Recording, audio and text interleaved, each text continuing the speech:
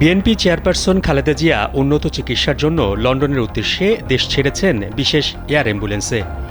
এর আগে গুলশানের বাসা ফিরোজা থেকে রওনা হওয়ার পর Gulshan avenue, Gulshan ২, Banani Kamal Ataturk avenue, Kakoli দিয়ে বিমানবন্দর গিয়ে পৌঁছান। এসব সড়কে তখন হাজার হাজার নেতাকর্মী তাকে শুভেচ্ছা জানাতে সড়কের দুই পাশে জড়ো হয়েছিলেন।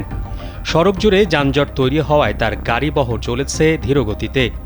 এরই মধ্যে বিএনপি চেয়ারপারসন খালেদা জিয়ার গাড়িবহরের চাকায় পায়ে আঘাত পেয়েছেন দলটির যুগ্ম মহাসচিব হাবিবুন নবী খান সোহেল।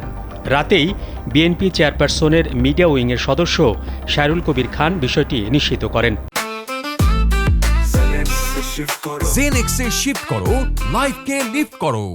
তিনি জানান, গুলশান এভিনিউয়ে চেয়ারপারসনের গাড়ির পেছনের চাকা উঠে যায় দলের যুগ্ম মহাসচিব হাবিবুন নবী খান সোহেলের পায়ের উপর। এতে তিনি পায়ে মারাত্মক আঘাত পেয়েছেন। তাকে আগামী 2 সপ্তাহ বিশ্রামে থাকতে হবে বলে জানান শায়রুল।